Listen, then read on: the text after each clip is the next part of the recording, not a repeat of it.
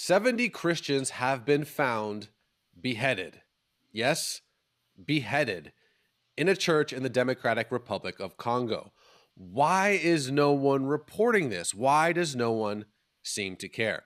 Well, let me bring in Dexter Van Zyl, an expert on anti-Christian violence.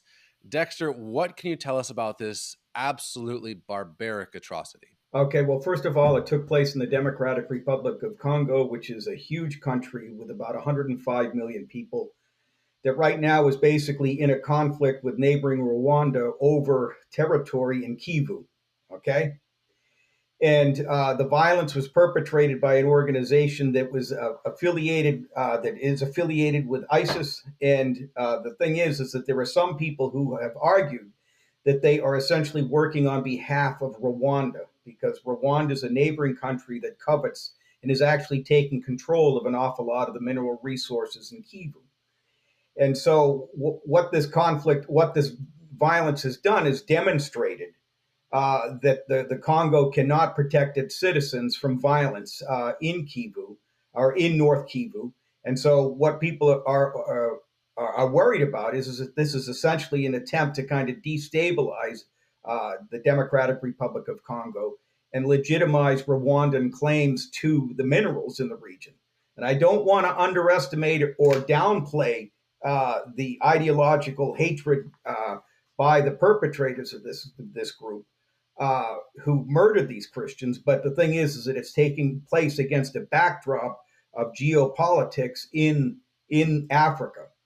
And what has happened is, and so if the Congo, under the leadership of Felix Tshisekedi, can't protect its borders, essentially it's going to have to go for help outside the country, and the people live there, and that's why people are worried about it. The Congolese that I've spoken to here in the States say, I said, wait a minute, are you telling me that the Rwandans are supporting this attack? And they said, yes. And I said, but Rwanda is a Christian nation. And they said, yes, but this will help destabilize the region where all of these minerals that are used for the iPhones that we make, that we use in our lives. And so clearly there's an ideological and a theological component going on, but there's also a strategic issue as well. Oh, It's that's just, terrible, isn't it? it's hard. As a former Peace Corps volunteer, I served in the Congo for about a year, 14 months in the 1980s. And the problem is that if this violence is allowed to continue and the average Congolese learns and recognizes, uh, and the violence like this against Christians perpetrated by jihadists is not a new problem. It's been a Well, problem in North Africa for a long time. I, And the problem is that trying to get people to pay attention to it is very difficult. well, that's my second question. Is you see the headline, 70 Christians beheaded, and you think this what you almost can't fathom that headline. But is Islamic violence against Christians in Africa, is this an anomaly, basically? Oh, no, absolutely not. This takes place in a number of countries throughout the region. And there are some people who are worried that essentially what we're looking at is a jihad against Christians in numerous other places in North Africa. Uh, and routinely, we hear reports of these acts of violence. And the problem is that what happens when the Christians start to fight back? Are we going to start to see the equivalent of an interreligious war in the continent? And the problem is that there's going to be huge problems with this. The problem is that first of all, the reason why this doesn't get as much traction as say, uh, the conflict, the Palestinian suffering in Gaza is because there's just not that many reporters on the ground. And the Congo is a huge, dangerous place to be a reporter. And frankly, also, there's just a fair amount of ideological indifference to anti Christian violence on the part of reporters in the West. And Dexter, I think that's the question. If you were to replace 70 Congolese Christian with any other minority group, 70 Palestinians were beheaded, 70 people at a pride parade were beheaded. This would be the biggest news story of the decade. And yet this just happened and no one's reporting on it. And literally crickets. Right. And it's like that with Boko Haram when they murder people in Nigeria. There's basically crickets.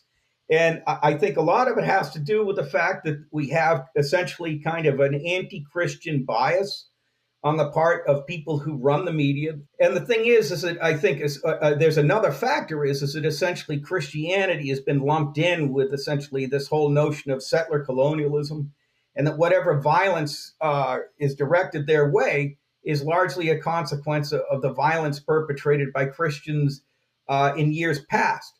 But I'm going to tell you, I lived in Zaire. I lived in the DRC when it was called Zaire. And one of the reasons why I became a much more devout Christian was because of the church that I went to every Sunday morning as a volunteer. Okay, and I would go and talk to the local pastor when I had like spiritual crises as a volunteer.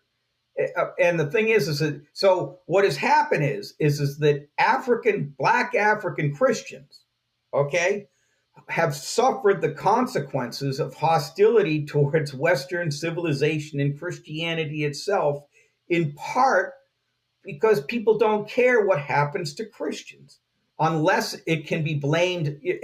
And part of it has to do with the fact that if the perpetrators are dark skinned, well, then we're going to have to give them a pass. And it's a very, very strange milieu, so to speak, that we work in.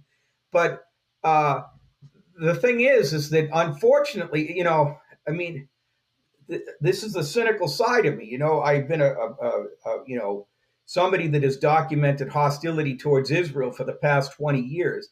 But if the IDF were responsible for these beheadings, it would have made the front page of the Washington Post and the New York Times and every newspaper throughout the world. And there would be, Israeli Jews condemning it as well. But the problem is that because it's essentially black on black violence, nobody cares.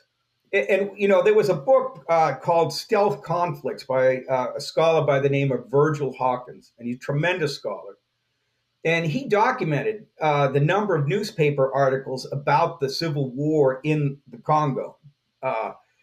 And this was at a point of time when 5.4 million people have died. There were a few dozen newspaper articles or a few dozen news shows or segments on it. But then when you looked at the conflict between the Israelis and the Palestinians, which every one of the deaths is tragic, we're talking at this time maybe over a time frame of maybe 30 to 40,000 people had died. There were literally thousands of articles. Mm. So there were more articles than there were people killed at during a specific period of time. And it had to do with, first of all, it was in people's interest that this conflict be covered. And more importantly, it was just easier to go to cover. Mm. The violence in the Congo is a huge country. It's kind of desolate. If you go there, there's a very good chance you're going to get very sick and you may not get good medical care. Mm. That was something that I experienced as a Peace Corps volunteer. Yeah. Go to Israel, you can have a nice meal at a restaurant in Jerusalem at the evening after you've basically covered a protest at the security barrier. Yeah, I think it's exactly what you're saying. It's selective outrage, and there's this line when people talk in the about Israel in the news, and you hear it a lot, which is this: if there's no Jews, there's no news. Right across the border in Syria, some people have estimates of close to 1 million Syrians died. And I think your point is very insightful and very spot on. Let's all be praying for these incredible African Christians that are standing up to just unimaginable barbarity. Let's be praying for the church in the DRC. Dexter Van Zyl, thank you so much for your insight and obviously your life experience.